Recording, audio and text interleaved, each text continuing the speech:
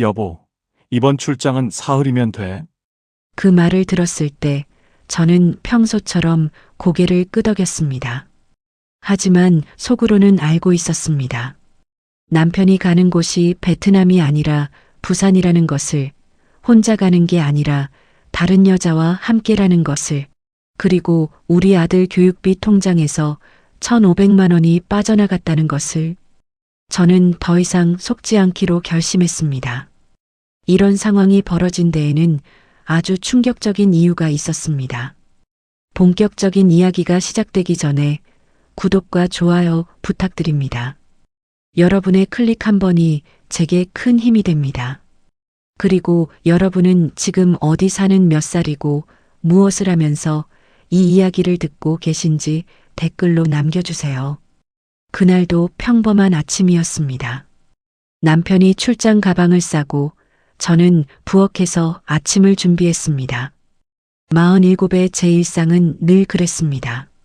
남편 뒷바라지, 집안일, 가끔 동네 봉사활동. 결혼 전 다니던 회사는 아이를 낳으면서 그만뒀고 그 후로는 쭉 전업주부였습니다. 남편이 현관에서 신발을 신을 때 외투를 들고 나갔습니다. 겨울이었으니까요. 남편에게 건네주려는데 외투가 생각보다 무거웠습니다. 주머니에 뭔가 들어있는 것 같았습니다. 남편이 서둘러 외투를 받아 입었습니다. 평소보다 조금 급한 것 같았습니다. 잘 다녀오라는 제 말에 대충 손을 흔들고 나갔습니다. 문이 닫혔습니다.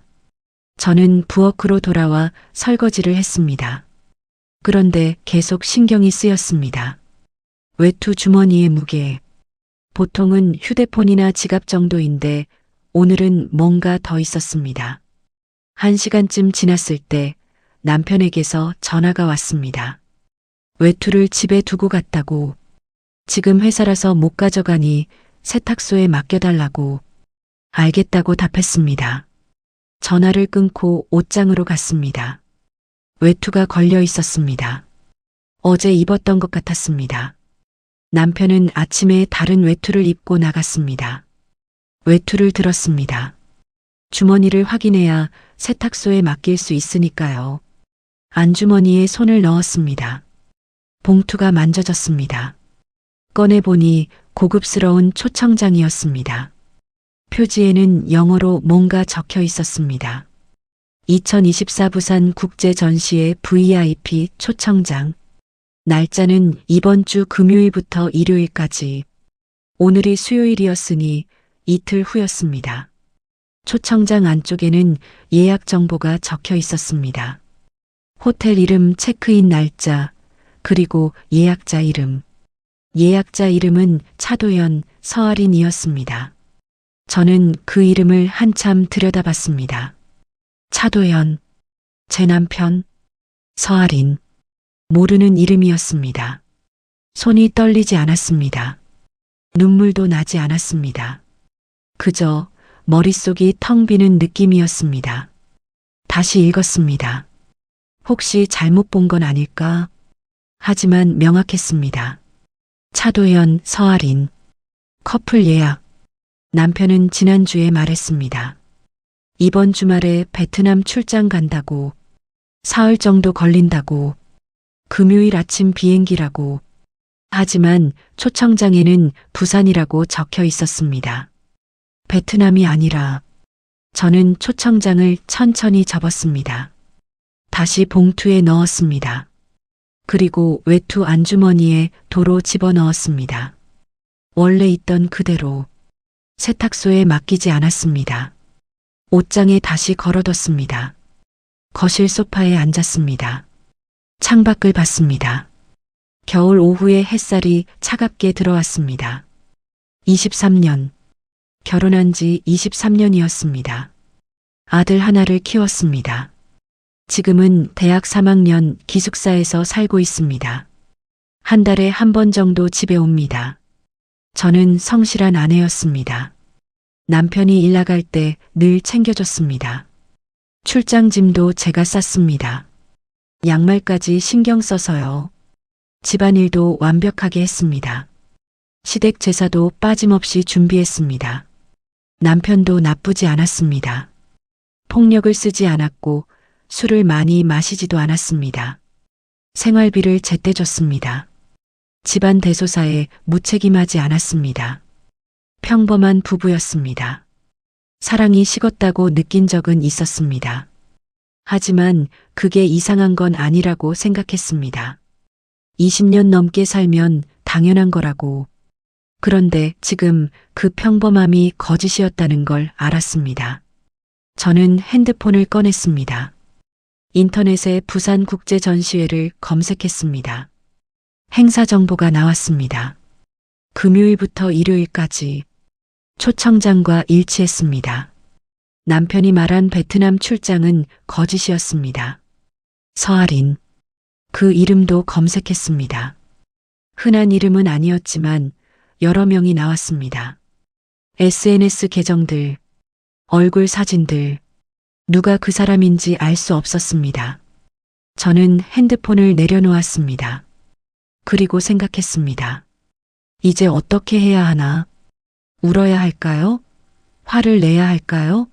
당장 남편에게 전화해서 따져야 할까요? 하지만 그러지 않았습니다. 왜냐하면 그 순간 제 머릿속에는 다른 생각이 들었습니다. 만약 지금 따지면 남편은 부인할 겁니다. 변명할 겁니다. 초청장은 회사 동료 거라고, 실수로 주머니에 들어간 거라고, 그렇게 둘러댈 겁니다. 그리고 증거를 없앨 겁니다. 더 조심할 겁니다. 저는 그게 싫었습니다. 만약 이게 정말 불륜이라면 저는 확실하게 끝내고 싶었습니다. 감정적으로 싸우는 게 아니라 명확한 증거로. 그래서 결정했습니다. 모르는 척하기로. 저녁이 됐을 때 남편에게 전화했습니다. 외투 세탁소에 맡겼다고 거짓말했습니다. 남편은 고맙다고 했습니다. 금요일 아침 남편이 출장 가방을 챙겼습니다. 저는 평소처럼 아침을 차려줬습니다. 달걀말이, 김치찌개, 밥. 남편이 좋아하는 메뉴였습니다. 남편이 밥을 먹으며 말했습니다. 베트남 날씨가 더울 거라고, 반팔 좀 챙겼다고. 저는 그래야겠다고 답했습니다. 속으로는 생각했습니다. 부산은 춥지 않나요? 남편이 현관으로 나갔습니다. 저는 따라 나가 배웅했습니다. 잘 다녀오라고 했습니다. 남편이 고개를 끄덕이고 나갔습니다. 문이 닫혔습니다. 저는 창문으로 다가갔습니다. 남편이 차에 타는 게 보였습니다. 차가 출발했습니다. 시야에서 사라졌습니다. 그제야 저는 움직였습니다. 남편 서재로 갔습니다. 책상 서랍을 열었습니다. 남편은 서랍에 비밀번호를 걸지 않았습니다. 저를 믿었던 걸까요? 아니면 숨길 게 없다고 생각했던 걸까요? 서류들을 천천히 확인했습니다. 통장 사본, 보험 증서, 부동산 서류. 제가 모르는 통장은 없는 것 같았습니다. 남편 옷장도 확인했습니다. 양복 주머니, 바지 주머니. 특별한 건 없었습니다. 침대 밑도 봤습니다. 옷장 위도 봤습니다. 화장실 수납장도 봤습니다. 아무것도 없었습니다. 남편은 꼼꼼한 사람이었습니다. 흔적을 남기지 않는. 하지만 초청장은 실수였습니다. 외투를 두고 간 것도 실수였습니다. 저는 거실로 돌아와 소파에 앉았습니다. 그리고 계획을 세우기 시작했습니다. 첫째, 더 많은 증거가 필요했습니다. 초청장 하나로는 부족했습니다. 사진이 필요했습니다. 영상이 필요했습니다. 확실한 현장. 둘째, 법적 준비가 필요했습니다. 재산 분할, 위자료. 어떻게 진행되는지 알아야 했습니다. 셋째, 혼자 하면 안 됐습니다. 도움이 필요했습니다. 저는 핸드폰을 꺼내 연락처를 뒤졌습니다. 그리고 한 사람을 찾았습니다. 이지영, 제 고등학교 동창. 지금은 동네에서 세무사 사무실을 운영하고 있습니다. 가끔 만나 차 마시는 사이였습니다. 전화를 걸었습니다. 지영이 받았습니다. 저는 조심스럽게 말했습니다. 만나서 상담 좀 받고 싶은데 개인적인 일이야. 지영이 물었습니다. 무슨 일인데? 저는 대답했습니다. 이혼 준비. 지영이 잠시 침묵했습니다. 그리고 말했습니다. 알겠어. 내일 오전에 사무실로 와. 전화를 끊었습니다. 저는 창밖을 봤습니다. 해가 지고 있었습니다. 남편은 지금쯤 부산에 도착했겠죠. 서아린이라는 여자와 함께. 저는 눈물이 나지 않았습니다. 화도 나지 않았습니다. 그저 차가웠습니다. 머리가 차갑게 돌아갔습니다. 23년을 함께 산 사람이 저를 배신했습니다. 그 사실이 슬프기보다는 황당했습니다. 하지만 저는 무너지지 않기로 했습니다. 울지 않기로 했습니다. 대신 계획을 세우기로 했습니다. 증거를 모으기로 했습니다. 그리고 정확하게 제대로 끝내기로 했습니다. 그날 밤 저는 노트를 꺼냈습니다. 그리고 적기 시작했습니다. 해야 할 일들, 확인해야 할 것들, 준비해야 할 서류들, 목록이 길어졌습니다. 하지만 하나씩 천천히 해나가면 됐습니다. 저는 침착한 사람이었습니다. 계획적인 사람이었습니다. 23년간 집안을 꾸려온 사람이었습니다. 그 능력을 이제는 다른 데 쓸 거였습니다. 남편은 제가 아무것도 모른다고 생각할 겁니다. 순진한 아내, 의심 없는 아내. 하지만 틀렸습니다. 저는 이미 알고 있었습니다. 그리고 준비하고 있었습니다. 모르는 척. 그게 제 무기였습니다. 다음 날 저는 지영의 사무실로 갔습니다. 조용한 주택가에 있는 작은 건물. 2층에 사무실이 있었습니다. 지영이 문을 열어줬습니다. 걱정스러운 표정이었습니다. 안으로 들어가 앉았습니다. 지영이 차를 내왔습니다. 그리고 조심스럽게 물었습니다. 무슨 일이냐고. 저는 천천히 설명했습니다.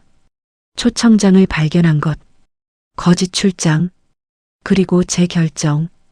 지영이 침착하게 듣고 있었습니다. 중간에 끊지 않고 다 말했을 때 지영이 한숨을 쉬었습니다. 그리고 말했습니다. 세라야, 힘들겠다. 저는 고개를 저었습니다. 힘든 건 나중에 느낄 거라고. 지금은 해야 할 일을 하고 싶다고. 지영이 고개를 끄덕였습니다. 그리고 말했습니다. 도와주겠다고. 그날부터 저의 계획이 본격적으로 시작됐습니다. 지영은 제게 필요한 정보를 알려줬습니다. 재산 분할은 어떻게 되는지, 위자료는 얼마나 받을 수 있는지, 증거는 어떤 게 필요한지. 저는 메모하며 들었습니다. 하나도 놓치지 않았습니다. 그리고 계획을 더 구체화했습니다. 남편이 돌아올 때까지 저는 완벽하게 연기할 겁니다. 아무것도 모르는 아내로. 하지만 동시에 저는 모든 걸 준비할 겁니다. 증거, 서류, 그리고 다음 단계. 남편은 금요일에 떠나서 일요일에 돌아온다고 했습니다. 이틀이 남았습니다. 저는 그 이틀 동안 제 인생을 바꿀 준비를 했습니다. 조용히, 침착하게, 계획적으로. 그게 오세라, 47살 전업주부의 복수였습니다. 일요일 오후 남편이 돌아왔습니다. 현관문이 열리는 소리가 들렸습니다. 저는 부엌에서 저녁 준비를 하고 있었습니다. 평소처럼, 아무 일 없었던 것처럼 남편이 안으로 들어왔습니다. 가방을 내려놓고 신발을 벗었습니다. 피곤한 표정이었습니다. 저는 부엌에서 나와 인사했습니다. 다녀왔냐고, 힘들었냐고. 남편이 고개를 끄덕였습니다. 베트남 날씨가 너무 덥더라고. 회의도 길었다고. 저는 그랬냐고 답했습니다. 씻고 쉬라고. 저녁 곧 준비된다고. 남편이 욕실로 들어갔습니다. 샤워하는 소리가 들렸습니다. 저는 부엌으로 돌아와 손을 멈췄습니다. 심호흡을 했습니다. 떨리지 않았습니다. 화도 나지 않았습니다. 그저 차갑게 계획대로 움직일 뿐이었습니다. 저녁 식사는 조용했습니다. 남편은 밥을 먹으며 출장 얘기를 했습니다. 거래처 사람들 만난 것, 계약 잘 됐다는 것, 다 거짓말이었습니다. 저는 맞장구 쳤습니다. 잘 됐다고, 수고했다고. 남편이 만족스러운 표정으로 밥을 먹었습니다. 식사를 마치고 남편은 거실 소파에 앉아 TV를 켰습니다. 저는 설거지를 했습니다. 부엌에서 남편의 뒷모습이 보였습니다. 편안하게 소파에 기댄 모습. 저는 생각했습니다. 저 사람은 지금 아무 죄책감도 느끼지 않는구나. 설거지를 마치고 저는 제 방으로 들어갔습니다. 남편과 저는 몇 년 전부터 방을 따로 썼습니다. 남편이 코를 골아서 잠을 못 잔다고 했을 때 남편이 먼저 제안했습니다. 저도 괜찮다고 했습니다. 지금 생각해보니 그때부터였을까요? 아니면 더 전부터였을까요? 방문을 닫고 저는 노트북을 켰습니다. 지영이 알려준 대로 증거 수집을 시작할 시간이었습니다. 첫 번째는 계좌 확인이었습니다. 하지만 남편 통장 비밀번호를 몰랐습니다. 인터넷 뱅킹도 남편만 쓰고 있었습니다. 대신 저는 다른 걸 확인하기로 했습니다. 우리 가족은 클라우드 계정을 공유하고 있었습니다. 사진이나 중요한 문서를 저장하는 용도였습니다. 남편이 몇 년 전에 만들어서 저와 아들도 같이 쓰고 있었습니다. 로그인했습니다. 아이디와 비밀번호는 알고 있었습니다.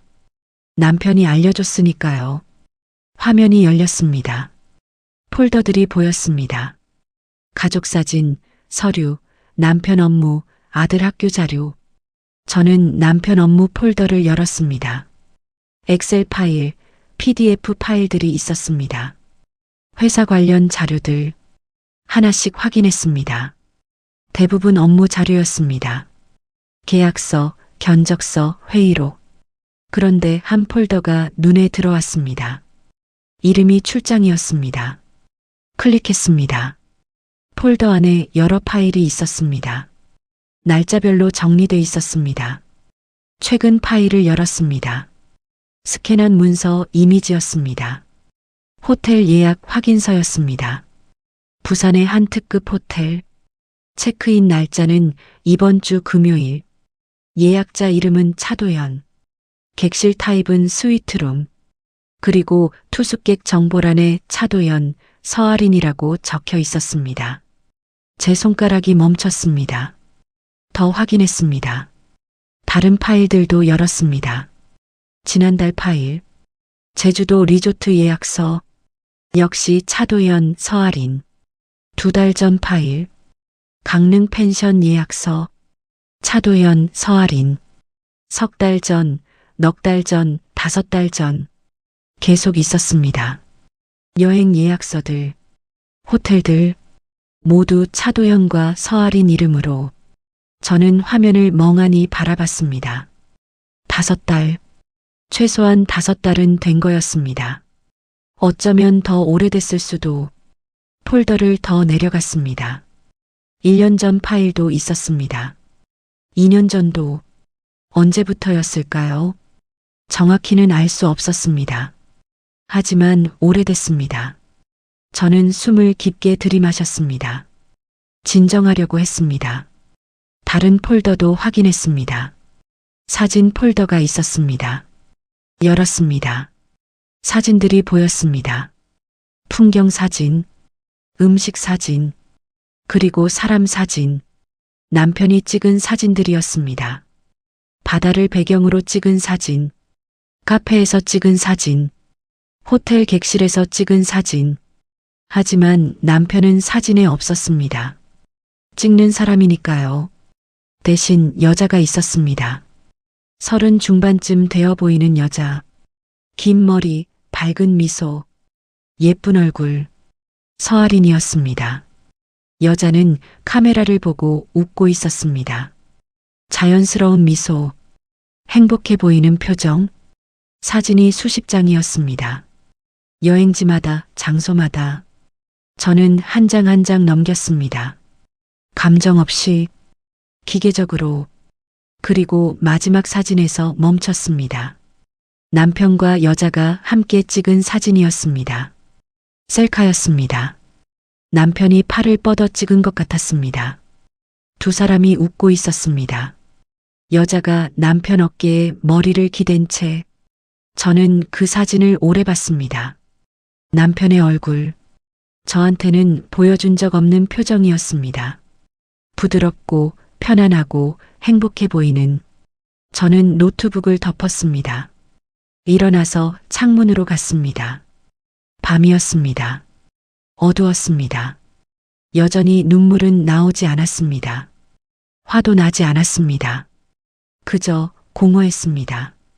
23년이 거짓이었구나. 그 생각이 계속 맴돌았습니다. 다음 날 아침 저는 다시 사무실에서 지영을 만났습니다. 어젯밤 찾은 파일들을 보여줬습니다. 예약서들, 사진들. 지영이 하나하나 확인했습니다. 표정이 굳어졌습니다. 지영이 말했습니다. 이건 확실한 증거야. 불륜이 명백해. 저는 고개를 끄덕였습니다. 알아? 지영이 물었습니다. 이제 어떻게 할 거야? 저는 대답했습니다. 더 확인해야 할 게 있어. 뭔데? 돈. 지영이 이해했다는 표정을 지었습니다. 그날 오후 저는 집에서 서류들을 뒤지기 시작했습니다. 남편 서재에 있는 파일 캐비닛. 거기에 통장 사본들과 카드 명세서들이 보관돼 있었습니다. 하나씩 꺼내서 확인했습니다. 가게 통장, 남편 월급 통장, 제 용돈 통장, 아들 교육비 통장. 아들 교육비 통장은 제가 관리하고 있었습니다. 매달 100만 원씩 넣는 통장이었습니다. 아들 대학 등록금이나 생활비로 쓰는. 통장을 펼쳤습니다. 최근 입출금 내역을 봤습니다. 입금은 매달 100만 원씩 들어왔습니다. 남편 월급 통장에서 자동이체로. 하지만 출금이 이상했습니다. 지난달에 300만 원이 빠져나갔습니다. 그 전달에도 300만 원. 그 전에도 매달 300만 원씩 5개월 동안 아들에게 준 돈이 아니었습니다. 아들 등록금은 학기 초에 한 번 내고 생활비는 따로 송금했으니까요. 그럼 이 돈은 어디로 간 걸까요? 출금 내역을 자세히 봤습니다. 현금 인출이었습니다. ATM에서. 저는 다른 통장들도 확인했습니다. 남편 개인 통장. 거기서도 돈이 빠져나가고 있었습니다. 적게는 50만 원, 많게는 200만 원. 카드 명세서도 확인했습니다. 남편 카드 사용 내역. 대부분 회식이나 주유, 쇼핑이었습니다. 하지만 가끔 이상한 항목이 있었습니다. 호텔 결제, 식당 결제, 금액이 큰 것들. 날짜를 확인했습니다. 남편이 출장 갔던 날짜와 일치했습니다. 저는 계산기를 꺼냈습니다. 지난 6개월간 빠져나간 돈을 더했습니다. 교육비 통장에서 1,500만 원, 개인 통장에서 1,000만 원, 카드 사용액 중 이상한 것들 500만 원, 총 3,000만 원. 반년 만에 3,000만 원이 빠져나간 겁니다. 저는 종이에 숫자를 적었습니다. 그리고 한참을 들여다봤습니다. 우리 집 저축액은 1억쯤 됐습니다.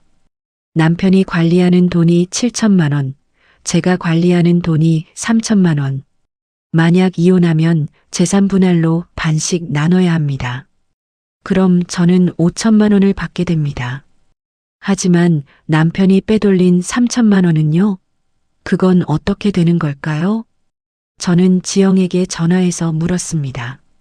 지영이 설명했습니다. 결혼 기간 중 빼돌린 돈은 재산 분할 때 고려된다고. 특히 불륜으로 쓴 돈이라면 더더욱이라고. 그럼 증명해야 한다고. 그 돈이 불륜에 쓰였다는 걸 저는 알겠다고 답했습니다. 저녁이 됐을 때 남편이 퇴근했습니다. 평소처럼 저녁을 먹고 TV를 봤습니다. 저는 옆에 앉아 뜨개질을 했습니다. 평소처럼 남편은 제가 아무것도 모른다고 생각했습니다. 하지만 저는 알고 있었습니다. 그리고 기록하고 있었습니다. 며칠 후 저는 남편 휴대폰을 확인할 기회를 얻었습니다. 남편이 샤워하러 들어갔을 때 거실 테이블에 휴대폰을 두고 갔습니다. 평소엔 들고 가는데 그날은 깜빡한 것 같았습니다. 저는 재빨리 휴대폰을 집었습니다. 비밀번호를 알고 있었습니다. 남편 생일이었습니다.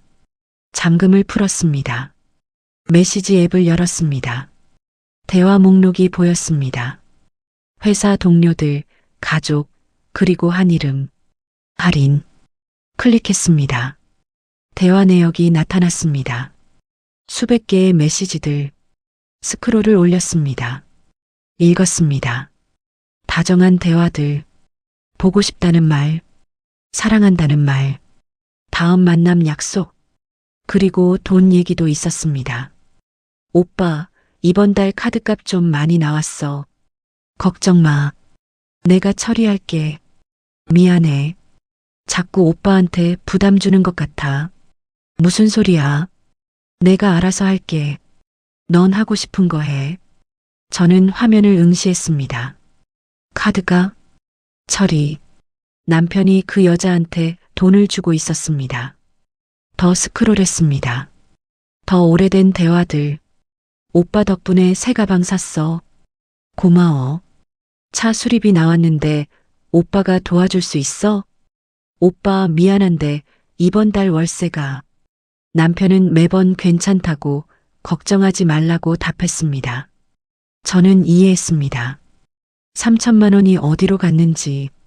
샤워 소리가 멈췄습니다. 남편이 곧 나올 겁니다. 저는 재빨리 화면을 캡처했습니다. 몇 장, 그리고 제 핸드폰으로 전송했습니다. 클라우드에 저장했습니다. 대화를 닫고 휴대폰을 원래 자리에 놓았습니다. 욕실 문이 열렸습니다. 남편이 나왔습니다. 저는 소파에 앉아 뜨개질하고 있었습니다. 아무 일도 없었다는 듯이 남편이 휴대폰을 집어들었습니다. 확인하고 방으로 들어갔습니다. 저는 뜨개질을 계속했습니다. 손은 떨리지 않았습니다. 그날 밤 제 방에서 저는 노트를 펼쳤습니다. 정리하기 시작했습니다. 증거 목록 1. 클라우드 예약서 마이너스 5달 이상 불륜 증명 2. 사진 마이너스 함께 여행한 증거 3. 통장 내역 마이너스 3천만 원 빼돌림 4. 메시지 마이너스 금전 제공 증거. 이제 필요한 건 실행이었습니다. 하지만 혼자서는 부족했습니다. 더 확실한 증거가 필요했습니다. 그리고 같이 움직일 사람이. 저는 생각했습니다. 서아리는 누구일까요? 혼자일까요? 아니면 가족이 있을까요? 만약 가족이 있다면 그 가족도 피해자일 겁니다. 저처럼. 저는 다시 노트북을 켰습니다. 서아린을 검색했습니다. SNS 계정들을 하나씩 확인했습니다. 그리고 찾았습니다. 서아린, 36살, 프리랜서 디자이너. 프로필 사진이 클라우드에서 본 여자와 일치했습니다. 계정을 더 확인했습니다. 공개된 게시물들, 카페 사진, 작업물 사진, 일상 사진들. 그리고 한 게시물에서 멈췄습니다. 남편이 해준 저녁. 고마워요. 남편이라는 단어. 서아린 결혼했습니다. 저는 댓글을 확인했습니다. 누군가 행복해 보여요라고 남겼고 서아린이 답했습니다. 감사해요. 우리 남편 최고예요. 저는 더 과거 게시물을 봤습니다. 결혼 사진도 있었습니다. 2년 전쯤 남자가 보였습니다. 신랑, 40 후반쯤 되어 보이는 사진 설명에 이름이 태그돼 있었습니다. 권민석. 저는 그 이름을 기억했습니다. 그날 저는 결정했습니다. 혼자가 아니구나. 또 다른 피해자가 있구나. 그리고 어쩌면 우리는 함께 움직여야 할지도 모른다고. 권민석이라는 이름 앞에서 저는 이틀을 고민했습니다. 이 사람에게 연락해야 할까요? 만약 연락한다면 뭐라고 말해야 할까요? 그리고 이 사람은 정말 아무것도 모를까요? 지영과 상담했습니다. 사무실에서 지영이 신중하게 말했습니다. 직접 만나는 건 위험할 수 있다고. 감정적으로 폭발할 수도 있고 오히려 상대편에게 정보가 넘어갈 수도 있다고. 저는 고개를 끄덕였습니다. 이해한다고. 그럼 어떻게 해야 하냐고 물었습니다. 지영이 제안했습니다. 익명으로 먼저 접촉하라고. 이메일이나 메시지로. 상대 반응을 보고 그 다음을 결정하라고. 저는 그게 좋겠다고 생각했습니다. 집에 돌아와서 저는 새 이메일 계정을 만들었습니다. 익명 계정. 제 정보가 전혀 드러나지 않는. 그리고 권민석의 이메일 주소를 찾았습니다. SNS 프로필에 공개돼 있었습니다. 프리랜서 사진작가라고 적혀 있었습니다. 이메일 작성 화면을 열었습니다.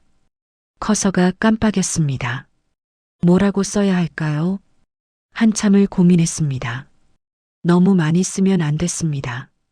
상대가 놀라서 거부할 수 있습니다. 하지만 너무 적으면 장난으로 오해할 수 있습니다. 저는 한 문장만 적기로 했습니다. 당신도 피해자일 수 있다는 내용을. 그게 전부였습니다. 제목도 서명도 없이 마우스를 전송 버튼 위에 올렸습니다. 망설였습니다. 이걸 보내면 돌이킬 수 없습니다. 권민석이라는 사람의 인생에 제가 개입하는 겁니다. 하지만 이미 개입돼 있었습니다. 우리는 같은 피해자였으니까요. 전송 버튼을 눌렀습니다. 메일이 발송됐습니다. 저는 노트북을 덮었습니다. 그리고 기다렸습니다. 하루가 지났습니다. 답장이 없었습니다. 이틀이 지났습니다. 여전히 없었습니다. 저는 생각했습니다. 무시한 건가? 아니면 스팸으로 들어간 건가? 사흘째 되는 날 저녁 답장이 왔습니다. 제목 없는 이메일. 열었습니다. 짧은 문장이었습니다. 제가 누구냐고 무슨 말이냐고 물어왔습니다. 경계하는 느낌이었습니다. 저는 답장을 썼습니다. 배우자 서아린 씨가 지금 불륜 중이라고. 상대는 차도연, 제 남편이라고 적었습니다. 전송했습니다. 30분쯤 지나 답장이 왔습니다. 증거가 있냐고 물었습니다. 저는 예상했던 질문이었습니다. 있다고 답했습니다. 확인할 필요가 있을 거라고. 전송하고 기다렸습니다. 1시간쯤 지나 답장이 왔습니다. 이번엔 조금 길었습니다.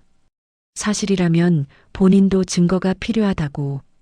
하지만 아직 신뢰할 수 없다고. 어떻게 확인할 수 있냐고 물었습니다. 저는 이해했습니다. 이 사람도 신중한 사람이구나. 답장을 썼습니다. 제가 먼저 일부 증거를 보내겠다고. 확인 후 만날지 결정하라고.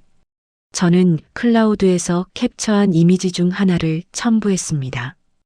호텔 예약서, 차도현과 서아린 이름이 명확히 보이는.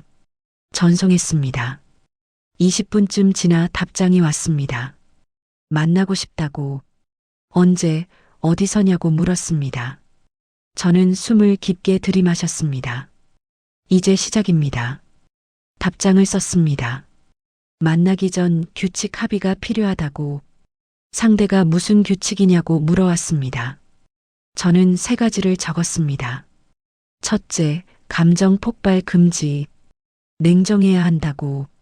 둘째, 모든 증거는 캡처와 녹음으로 기록.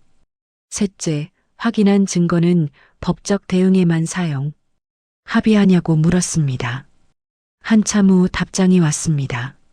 합의한다고. 본인도 냉정하게 처리하고 싶다고 적혀 있었습니다. 저는 안도했습니다. 이 사람 괜찮은 것 같았습니다. 내일 오후 3시 서울역 근처 조용한 카페에서 만나자고 제안했습니다. 위치는 당일 아침 알려주겠다고. 상대가 알겠다고 답했습니다. 대화가 끝났습니다. 저는 노트북을 덮고 창밖을 봤습니다. 밤이었습니다. 남편은 방에서 자고 있었습니다.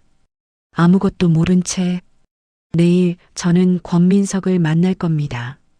그리고 우리는 동맹이 될 겁니다. 다음 날 아침 저는 남편에게 말했습니다. 오늘 친구 만나러 나간다고. 저녁에 올 거라고. 남편은 그러라고 했습니다. 관심 없는 듯이 저는 옷을 갈아입고 나갔습니다. 평소보다 조금 신경 써서, 하지만 튀지 않게 서울역 근처 조용한 카페를 예약했습니다. 룸이 있는 곳, 사람들 눈에 띄지 않는. 오후 2시 반에 도착했습니다. 룸으로 들어가 자리에 앉았습니다. 커피를 주문했습니다. 권민석에게 위치를 알리는 메시지를 보냈습니다. 오후 3시가 됐습니다. 문이 열렸습니다. 남자가 들어왔습니다. SNS 사진에서 본 그 남자. 40 후반, 키가 크고 얼굴은 피곤해 보였습니다. 저는 일어나 인사했습니다. 남자도 고개를 숙였습니다. 앉았습니다. 서로 마주봤습니다. 남자가 먼저 자신을 소개했습니다. 권민석이라고. 저도 오세라라고 답했습니다. 남자가 저를 쳐다봤습니다. 눈빛이 복잡했습니다. 화, 슬픔, 그리고 무엇보다 피로. 저도 비슷했을 겁니다. 남자가 증거를 보여달라고 말했습니다. 저는 태블릿을 꺼냈습니다. 미리 준비해둔 파일들을 열었습니다. 남자에게 건넸습니다. 남자가 화면을 봤습니다. 호텔 예약서들, 여행 사진들, 메시지 캡처들. 남자의 얼굴이 굳어졌습니다. 손이 떨렸습니다. 하지만 소리 내지 않았습니다. 감정을 참고 있는 게 보였습니다. 다 본 후 남자가 태블릿을 돌려줬습니다. 그리고 자기 차례라고 말했습니다. 남자도 가방에서 노트북을 꺼냈습니다. 파일을 열었습니다. 저에게 보여줬습니다. 통화 기록이었습니다. 아내 서아린과 차도연 사이에. 남자가 아내 휴대폰을 몰래 확인한 것 같았습니다. 통화 시간이 길었습니다. 1시간, 2시간, 거의 매일. 그리고 문자 메시지들. 남자가 캡처해둔 것들. 오늘 같이 저녁 먹자는 내용, 보고 싶다는 말, 다음 주말 어디 가자는 약속들이 적혀 있었습니다. 저는 화면을 보며 가슴이 답답해졌습니다. 제 남편 이름이 계속 나왔습니다. 남자가 설명했습니다. 1달 전부터 의심했다고. 아내가 자주 외출하고 전화 통화가 늘었다고. 웃음소리가 많아졌는데 본인에게는 차갑게 굴었다고. 그래서 확인했다고. 휴대폰을 받고 알게 됐다고. 남자의 목소리가 떨렸습니다. 하지만 참았습니다. 저는 고개를 끄덕였습니다. 저도 비슷하다고 말했습니다. 우연히 초청장을 발견했고 클라우드를 확인했고 알게 됐다고. 우리는 잠시 침묵했습니다. 남자가 앞으로 어떻게 할 거냐고 물었습니다. 저는 대답했습니다. 이혼할 거라고. 하지만 제대로. 증거 확보하고 재산 분할받고 위자료도 받을 거라고. 남자가 고개를 끄덕였습니다. 본인도 그럴 생각이라고. 더 이상 같이 살 수 없다고 말했습니다. 저는 조심스럽게 제안했습니다. 같이 움직이는 게 어떻겠냐고. 우리는 같은 피해자라고. 증거를 공유하고 전략을 짜고 동시에 진행하면 효과적일 거라고. 남자가 저를 봤습니다. 한참 생각하더니 고개를 끄덕였습니다. 좋다고, 같이 하자고 답했습니다. 우리는 악수했습니다. 서로의 손이 차가웠습니다. 그날부터 저와 권민석은 정기적으로 만났습니다. 일주일에 한두 번, 항상 조용한 장소에서 증거를 교환했습니다. 제가 가진 클라우드 자료, 통장 내역, 남편 메시지 캡처, 권민석이 가진 아내 통화 기록, 위치 추적 기록, 카드 사용 내역. 우리는 감정을 배제하려 노력했습니다. 증거를 볼 때 화가 났지만 참았습니다. 계획에 집중했습니다. 권민석은 생각보다 치밀한 사람이었습니다. 성실하고 꼼꼼했습니다. 제가 놓친 부분을 그가 지적했습니다. 예를 들어 불륜 증거만으로는 부족하다고, 재산 은닉 가능성도 확인해야 한다고. 저도 그에게 도움을 줬습니다. 법적 절차, 서류 준비, 지영에게서 배운 것들을 공유했습니다. 우리는 규칙을 철저히 지켰습니다. 첫째, 감정 폭발 금지. 만날 때 화를 내거나 울지 않기로 했습니다. 그건 나중에 혼자 있을 때 하기로. 둘째, 모든 증거는 캡처와 녹음. 증거로 쓸 수 있게 날짜와 시간이 명확하게 기록되도록. 셋째, 배우자들에게 절대 들키지 않기. 계속 모르는 척 연기하기. 넷째, 정보는 서로에게만 공유. 다른 사람, 심지어 가족에게도 말하지 않기. 한 달이 지났습니다. 우리가 모은 증거는 확실했습니다. 호텔 예약서, 사진, 메시지, 통화 기록, 위치 추적, 재산 이동 내역. 이제 필요한 건 결정적 한 방이었습니다. 어느 날 권민석이 제안했습니다. 현장을 포착하는 게 어떻겠냐고. 저는 어떻게 하냐고 물었습니다. 권민석이 설명했습니다. 두 사람이 만나는 날 우리가 직접 가서 확인하자고. 사진이나 영상으로 남기자고. 저는 망설였습니다. 그건 위험하지 않냐고. 권민석이 말했습니다. 위험하지만 확실하다고. 그리고 우리가 직접 본다는 게 의미가 있다고. 더 이상 의심의 여지가 없게. 저는 생각했습니다. 그리고 동의했습니다. 우리는 계획을 짰습니다. 다음 주말 남편이 또 출장 간다고 했습니다. 이틀, 권민석도 아내가 친구 만나러 간다고 했다고 합니다. 그날 우리가 따라가기로 했습니다. 준비를 시작했습니다. 카메라, 망원 렌즈, 녹음기. 권민석이 사진작가라 장비가 있었습니다. 그리고 차량. 권민석이 렌터카를 빌리기로 했습니다. 들키지 않게 저는 남편 차에 GPS 추적기를 달았습니다. 인터넷에서 구입한 작은 기기. 남편 차 밑에 자석으로 붙였습니다. 권민석도 아내 차에 달았습니다. 우리는 추적 앱으로 실시간 위치를 확인할 수 있었습니다. 금요일이 됐습니다. 남편이 출장 가방을 챙겼습니다. 저는 평소처럼 배웅했습니다. 잘 다녀오라고. 남편이 차를 타고 나갔습니다. 저는 바로 권민석에게 연락했습니다. 출발했다고. 권민석도 아내가 나갔다고 답했습니다. 우리는 약속한 장소에서 만났습니다. 권민석이 운전하는 렌터카에 제가 탔습니다. 추적 앱을 켰습니다. 두 개의 점이 움직이고 있었습니다. 남편 차, 아내 차. 방향이 같았습니다. 남쪽으로. 우리는 따라갔습니다. 거리를 두고 들키지 않게 2시간쯤 달렸습니다. 점들이 멈췄습니다. 한 리조트 앞이었습니다. 우리도 근처에 차를 세웠습니다. 멀리서 지켜봤습니다. 남편 차가 보였습니다. 그리고 다른 차 한 대. 권민석이 아내 차라고 말했습니다. 두 사람이 차에서 내렸습니다. 남편 차도연, 그리고 여자 서아린. 두 사람이 함께 리조트 입구로 걸어갔습니다. 남편이 여자의 가방을 들어줬습니다. 여자가 남편 팔을 잡았습니다. 권민석이 카메라를 들었습니다. 망원 렌즈로 찍기 시작했습니다. 셔터 소리가 조용히 들렸습니다. 저는 그 장면을 봤습니다. 제 남편과 다른 여자가 함께 웃으며 걷는 모습. 가슴이 무너졌습니다. 하지만 울지 않았습니다. 참았습니다. 권민석도 떨리는 손으로 카메라를 잡고 있었습니다. 하지만 계속 찍었습니다.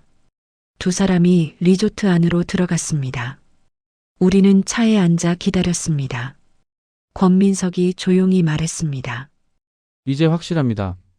저는 고개를 끄덕였습니다. 이제 끝낼 수 있습니다. 우리는 더 이상 말하지 않았습니다. 그저 앉아서 해가 지는 걸 봤습니다. 그날 밤 우리는 근처 모텔에 각자 방을 잡았습니다. 그리고 쉬었습니다. 다음 날 아침 우리는 다시 리조트 앞으로 갔습니다. 두 사람이 나올 때까지 기다렸습니다. 오전 11시쯤 두 사람이 나왔습니다. 함께 손을 잡고 권민석이 또 찍었습니다. 저도 제 핸드폰으로 찍었습니다. 두 사람이 차에 탔습니다. 출발했습니다. 우리는 따라가지 않았습니다. 충분했으니까요.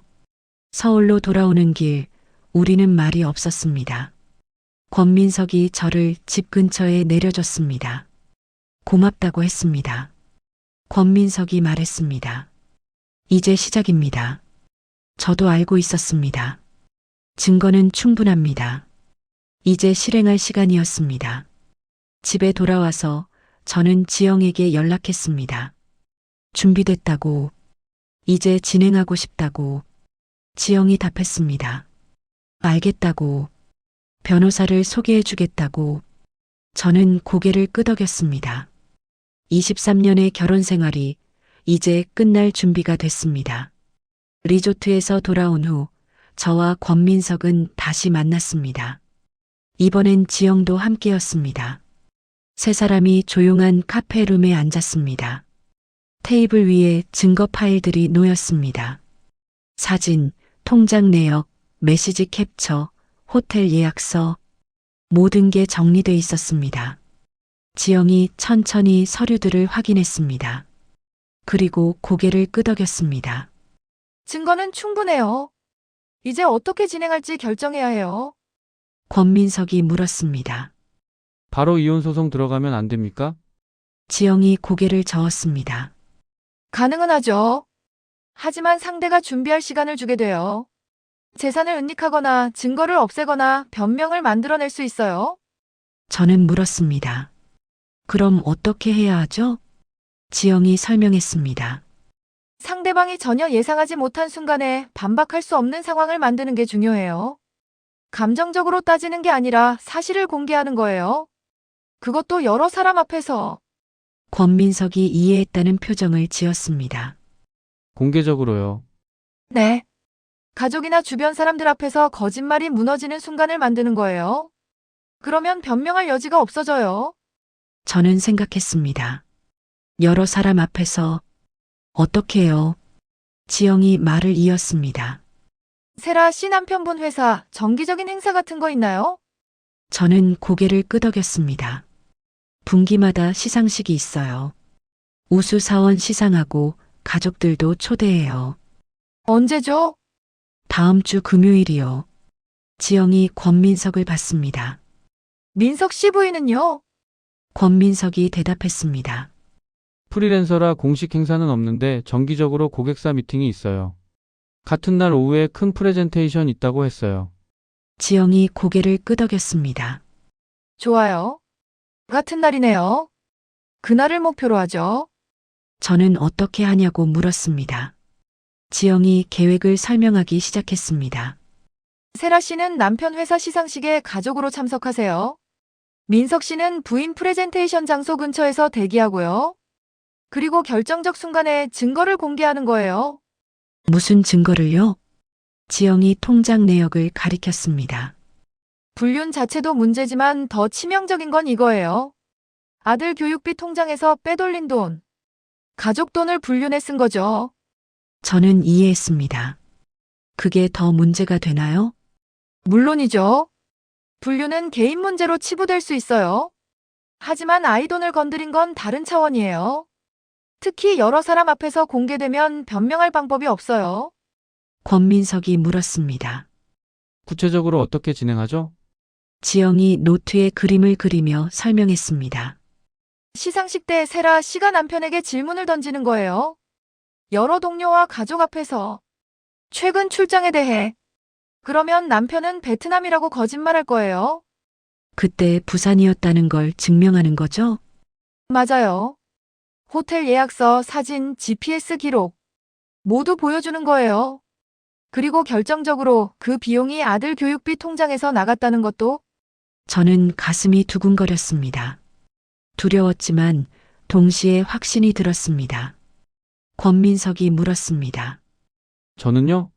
민석 씨는 부인 프레젠테이션 직후에 움직이세요. 고객들 앞에서 같은 방식으로 최근 일정에 대해 질문하고 거짓말을 지적하고 증거를 제시하세요. 지영이 강조했습니다. 핵심은 타이밍이에요. 두 분이 거의 동시에 움직여야 해요. 그래야 상대방들이 서로 연락해서 대응할 시간이 없어요. 저는 권민석을 봤습니다. 권민석도 저를 봤습니다. 우리는 고개를 끄덕였습니다. 일주일 동안 저는 준비했습니다. 증거 파일들을 USB에 담았습니다. 프린트도 했습니다. 언제든 보여줄 수 있게 시상식에 입고 갈 옷도 골랐습니다. 단정하지만 강해 보이는, 무너지지 않을 사람처럼. 남편에게는 아무 말도 하지 않았습니다. 평소처럼 지냈습니다. 밥을 해주고 빨래를 했습니다. 남편은 여전히 아무것도 모르는 듯 TV를 보고 휴대폰을 들여다봤습니다. 권민석도 준비하고 있었습니다. 매일 연락이 왔습니다. 확인차 문자를 주고받았습니다. 준비됐냐고, 괜찮냐고. 저는 괜찮다고 답했습니다. 거짓말이었지만 밤마다 잠이 오지 않았습니다. 시상식 장면을 상상했습니다.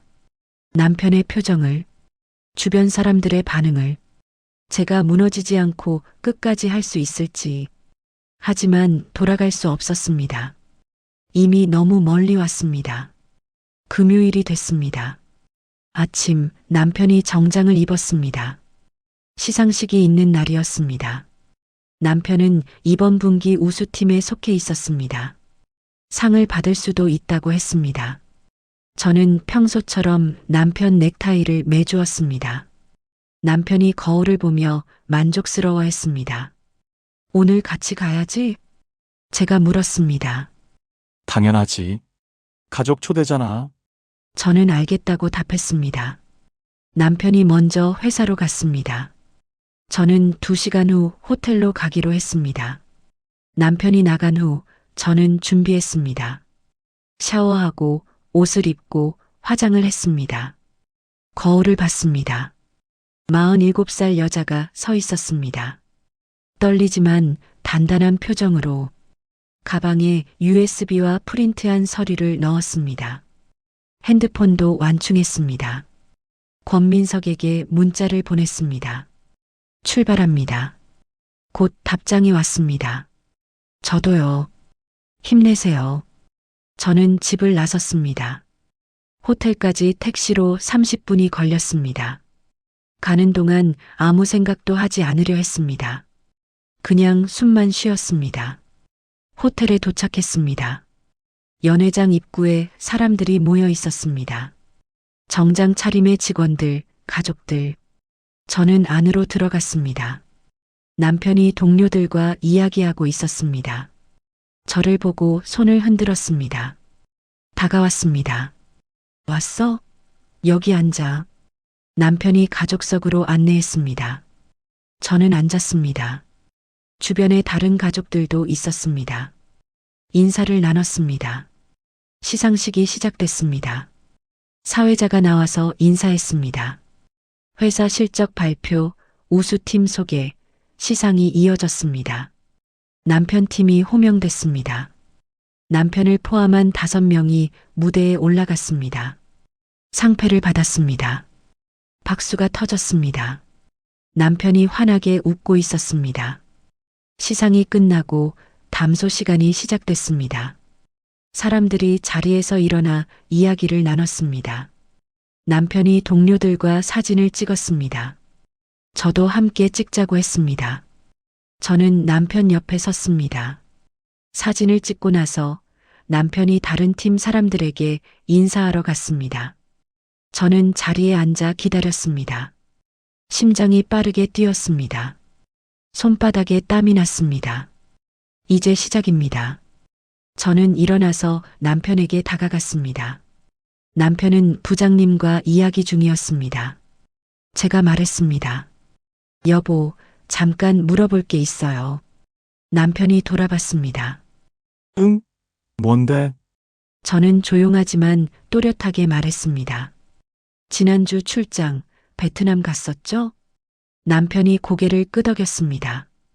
응, 왜? 며칠이었죠? 금요일부터 일요일까지. 왜 갑자기? 저는 가방에서 서류를 꺼냈습니다. 천천히 펼쳤습니다. 이상하네요. 여기 호텔 예약서에는 부산이라고 나와 있는데요.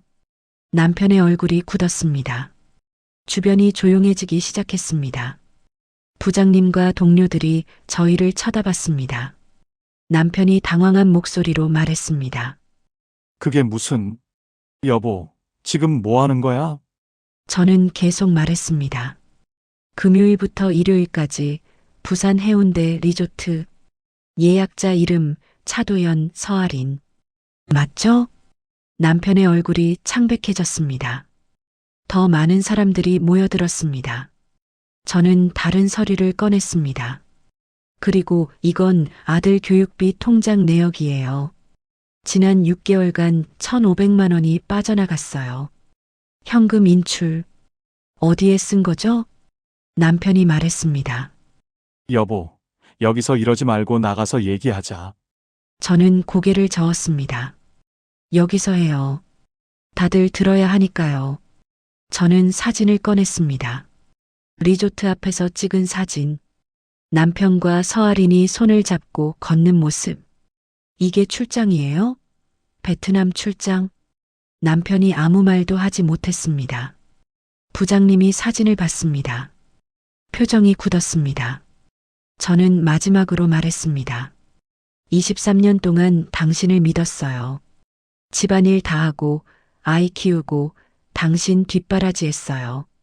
근데 당신은 아이 교육비로 불륜했어요. 이제 끝이에요. 남편이 손을 뻗었습니다. 여보, 오해야. 내 말 좀... 저는 한 걸음 물러섰습니다. 변호사 통해서 연락하세요. 저는 돌아섰습니다. 연회장을 나갔습니다. 뒤에서 웅성거리는 소리가 들렸습니다. 남편이 제 이름을 부르는 소리도.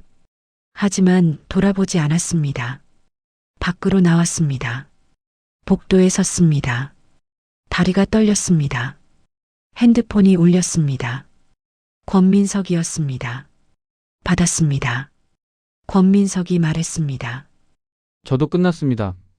어땠어요? 부인 고객들 앞에서 다 공개했어요. 거짓말, 불륜, 제 돈 쓴 것까지.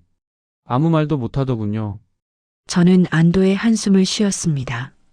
수고하셨어요. 세라 씨도요. 전화를 끊었습니다. 저는 호텔 밖으로 나갔습니다. 햇살이 눈부셨습니다. 끝났습니다. 정말로. 이제 시작일 뿐이지만 가장 힘든 순간은 지나갔습니다. 저는 택시를 잡아탔습니다. 지영 사무실로 가라고 했습니다. 차 안에서 저는 창밖을 봤습니다. 눈물이 흘렀습니다. 처음으로. 슬퍼서가 아니었습니다. 안도해서였습니다. 23년의 거짓이 끝났습니다. 이제 저는 자유였습니다. 호텔에서 나온 후 저는 지영 사무실로 갔습니다. 지영이 기다리고 있었습니다. 제 얼굴을 보고 일어났습니다. 괜찮냐고 물었습니다. 저는 고개를 끄덕였습니다. 괜찮다고, 끝냈다고. 지영이 의자를 권했습니다. 저는 앉았습니다. 그제야 긴장이 풀리며 온몸에 힘이 빠졌습니다. 지영이 물을 건넸습니다. 마셨습니다. 이제 법적 절차 들어가야 해.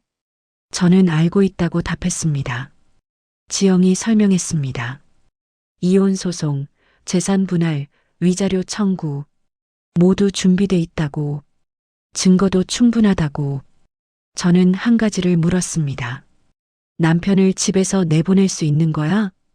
지영이 고개를 끄덕였습니다. 가능해. 지금 상황이면 충분히. 변호사가 공증받은 서류로 요구할 수 있어. 그럼 그렇게 해줘. 지영이 전화를 걸었습니다. 변호사에게 상황을 설명하고 즉시 진행하라고 했습니다. 1시간쯤 후 변호사에게서 연락이 왔습니다. 서류가 준비됐다고, 남편에게 전달하겠다고. 저는 고맙다고 답했습니다. 지영이 물었습니다. 아들한테는 어떻게 할 거야? 저는 잠시 생각했습니다. 아들, 대학 3학년. 이 사실을 알면 어떻게 받아들일까요? 직접 말할 거야. 제대로. 언제? 오늘. 지금 바로. 저는 일어났습니다. 지영이 저를 배웅했습니다. 힘내, 세라야. 잘하고 있어. 저는 고개를 끄덕이고 사무실을 나왔습니다. 아들에게 전화했습니다. 기숙사에 있을 시간이었습니다. 아들이 받았습니다. 엄마? 지금 시간 돼? 만나고 싶은데. 무슨 일 있어요? 응. 중요한 얘기가 있어. 학교 앞 카페로 나올 수 있어? 아들이 잠시 망설이더니 알겠다고 답했습니다. 1시간 후 저는 아들 학교 근처 카페에 있었습니다. 조용한 구석 자리에 앉아 기다렸습니다. 아들이 들어왔습니다. 22살. 아빠를 닮은 얼굴. 하지만 더 순수하고 더 젊은. 아들이 앉으며 물었습니다. 무슨 일이에요, 엄마? 표정이 안 좋아 보여요. 저는 심호흡했습니다. 그리고 천천히 말하기 시작했습니다. 준우야, 엄마가 중요한 얘기 할 거야. 끝까지 들어줄 수 있어? 아들이 고개를 끄덕였습니다. 걱정스러운 표정이었습니다. 저는 설명했습니다. 감정을 배제하고 사실만 전달하려고 노력했습니다. 아빠가 다른 여자와 불륜 관계였다는 것, 오랫동안 거짓말을 했다는 것, 그리고 준우 교육비 통장에서 돈을 빼서 썼다는 것. 아들의 얼굴이 점점 굳어졌습니다. 다 말한 후 아들은 한참 아무 말도 하지 않았습니다. 그저 테이블을 내려다봤습니다. 저는 기다렸습니다. 재촉하지 않았습니다. 마침내 아들이 입을 열었습니다. 이혼하시는 거예요? 응, 엄마 결정이에요? 응. 더 이상 같이 살 수 없어. 아들이 고개를 들었습니다. 눈이 붉어져 있었습니다. 아빠는 뭐래요? 아직 제대로 얘기 안 했어. 오늘 공개적으로 사실을 밝혔고 이제 변호사 통해서 진행할 거야. 아들이 물었습니다. 제 돈을 진짜 그렇게 쓴 거예요? 저는 고개를 끄덕였습니다. 통장 내역 사본을 보여줬습니다. 아들이 서류를 봤습니다. 손이 떨렸습니다. 믿을 수가 없네요. 저는 아들의 손을 잡았습니다. 준우야, 미안해. 엄마가 더 일찍 알았어야 했는데. 아들이 고개를 저었습니다. 엄마 잘못 아니에요. 아빠가 왜 그랬을까요? 저는 대답할 수 없었습니다. 저도 모르니까요. 아들이 말했습니다. 엄마 편이에요. 당연히 아빠가 잘못했어요. 저는 눈물이 났습니다. 아들이 이해해줘서, 제 편이 되어줘서 고마워, 준우야. 아들도 눈물을 흘렸습니다. 하지만 참으려 했습니다. 엄마 힘들었죠? 응, 많이. 이제 어떻게 되는 거예요? 저는 설명했습니다. 이혼 소송, 재산 분할, 아빠는 집에서 나갈 거라고. 아들이 물었습니다. 엄마는 괜찮으신 거예요? 저는 고개를 끄덕였습니다. 엄마는 괜찮아. 오히려 지금이 더 나아. 더 이상 거짓 속에서 안 살아도 되니까. 아들이 제 손을 꽉 쥐었습니다. 제가 도와드릴 게 있으면 말씀하세요. 고마워. 내가 이해해주는 것만으로도 충분해. 우리는 한참을 앉아 있었습니다. 말없이, 하지만 함께. 그날 저녁 저는 집으로 돌아왔습니다. 남편은 아직 집에 없었습니다. 호텔에서 나온 후 어디 있는지 몰랐습니다. 밤 9시쯤 남편이 돌아왔습니다. 현관문이 열렸습니다. 남편이 들어왔습니다. 얼굴이 상한 사람처럼 보였습니다. 저는 거실 소파에 앉아 있었습니다. 남편이 저를 봤습니다. 여보, 저는 손을 들어 말을 막았습니다. 할 말 없어요. 변호사 통해서 연락하세요. 남편이 다가왔습니다. 내 말 좀 들어봐. 오해야? 오해요? 호텔 예약서가 오해예요? 사진이 오해예요? 교육비 통장 내역이 오해예요? 남편이 말문이 막혔습니다. 저는 계속 말했습니다. 짐 싸세요. 오늘 밤까지 나가야 해요. 뭐? 내가 왜? 변호사 통해 공증받은 서류예요. 거부하면 법적 조치 들어가요. 저는 서류를 테이블에 놓았습니다. 남편이 서류를 집어봤습니다. 얼굴이 창백해졌습니다. 세라야, 제발. 싸세요. 시간 없어요. 남편이 한참을 서 있더니 방으로 들어갔습니다. 저는 거실에 앉아 기다렸습니다. 1시간쯤 지나 남편이 나왔습니다. 큰 가방 2개를 들고 현관으로 갔습니다. 신발을 신었습니다. 저는 일어나지 않았습니다. 배웅하지 않았습니다. 남편이 문을 열고 나갔습니다. 문이 닫혔습니다. 저는 그 자리에 그대로 앉아 있었습니다. 고요했습니다. 처음으로 진짜 혼자였습니다. 무섭지 않았습니다. 오히려 평온했습니다. 며칠 후 권민석에게서 연락이 왔습니다. 만나자고. 우리는 처음 만났던 그 카페에서 다시 만났습니다. 권민석도 지쳐 보였습니다. 하지만 저보다는 나아 보였습니다. 앉아서 우리는 각자의 상황을 얘기했습니다. 권민석도 아내를 집에서 내보냈다고 했습니다. 이혼 소송 준비 중이라고 딸에게도 얘기했다고 했습니다. 고등학생 딸. 많이 울었지만 이해해줬다고 권민석이 말했습니다. 딸한테 약속했어요. 거짓말하지 않겠다고. 앞으로는 저는 고개를 끄덕였습니다. 잘하셨어요. 권민석이 저를 봤습니다. 세라 씨는 어때요? 저도 비슷해요. 아들이 이해해줬어요. 그게 다행이에요. 우리는 잠시 침묵했습니다. 권민석이 조용히 말했습니다. 세라 씨 고마웠어요. 저야말로요. 혼자였으면 못했을 거예요. 무너졌을 거예요. 근데 같이 해서 버틸 수 있었어요. 저는 이해했습니다. 저도 똑같았으니까요. 저도요. 혼자였으면 감정에 휩쓸렸을 거예요. 근데 민석 씨가 있어서 냉정하게 할 수 있었어요. 권민석이 미소 지었습니다. 쓸쓸하지만 진심 어린. 우리 피해자였죠. 저는 고개를 저었습니다. 피해자이기도 했지만 그보다는 저는 말을 이었습니다. 우리 인생의 편집자였던 것 같아요. 서로. 권민석이 그 말을 곱씹었습니다. 편집자. 네. 잘못된 부분을 잘라내고 새로운 챕터를 시작하게 해준 그런 사람. 권민석이 천천히 고개를 끄덕였습니다. 맞아요. 그게 맞는 말 같아요. 우리는 더 이상 말하지 않았습니다. 그저 커피를 마시며 창밖을 봤습니다. 봄이 오고 있었습니다. 겨울 내내 얼어있던 나무에 새순이 돋고 있었습니다. 시간이 흘렀습니다. 이혼 소송은 생각보다 빨리 진행됐습니다. 증거가 확실했으니까요. 재산 분할도 제대로 받았습니다. 절반, 그리고 위자료. 빼돌린 돈도 돌려받았습니다. 남편은 끝까지 변명하려 했지만 소용없었습니다.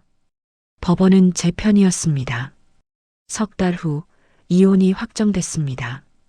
저는 더 이상 차도연의 아내가 아니었습니다. 오세라 그 자체였습니다. 아들은 계속 학교를 다녔습니다. 가끔 집에 와서 저를 챙겼습니다. 밥은 먹었냐고, 괜찮냐고. 저는 괜찮다고 답했습니다. 진심으로. 집은 조용했지만 외롭지 않았습니다. 오히려 자유로웠습니다. 제가 하고 싶은 걸 했습니다. 오랜만에 책을 읽었습니다. 미뤄뒀던 취미도 다시 시작했습니다. 지영과도 자주 만났습니다. 이제는 의뢰인과 세무사가 아니라 그냥 친구로. 권민석과도 가끔 연락했습니다. 안부를 물었습니다. 잘 지내냐고. 권민석도 이혼이 마무리됐다고 했습니다. 딸과 함께 살고 있다고. 새로운 일도 시작했다고. 어느 날 권민석이 문자를 보냈습니다. 세라 씨 말 기억해요. 우리가 서로의 편집자였다는 것. 그 말 덕분에 많이 위로받았어요. 고맙습니다. 저는 답장을 보냈습니다. 저야말로요. 민석 씨 덕분에 제대로 끝낼 수 있었어요. 새 출발 응원해요. 세라 씨도요. 행복하세요. 저는 핸드폰을 내려놓았습니다. 창밖을 봤습니다. 봄이 완전히 왔습니다. 벚꽃이 피고 하늘이 맑았습니다. 47살. 새로운 시작. 무섭지 않았습니다. 기대됐습니다. 23년의 결혼 생활이 끝났지만 제 인생은 계속됐습니다. 그리고 이번엔 거짓 없이 살 겁니다. 저는 일어나 창문을 열었습니다. 따뜻한 바람이 들어왔습니다. 새로운 계절이, 새로운 시작이, 새로운 제가 모두 여기 있었습니다. 저는 미소 지었습니다. 오세라, 47살, 이혼녀, 그리고 자유로운 여자. 이제 시작입니다. 이 이야기를 끝까지 들어주셔서 감사합니다. 혹시 여러분도 비슷한 상황에 계시다면 기억하세요. 당신은 피해자일 수도 있지만 동시에 당신 인생의 편집자가 될 수 있습니다. 잘못된 챕터를 닫고 새로운 챕터를 시작할 권리가 있습니다. 혼자가 아닙니다. 도움을 요청하세요. 증거를 모으세요. 그리고 냉정하게, 계획적으로 움직이세요. 감정에 휩쓸리지 말고 사실로 말하세요.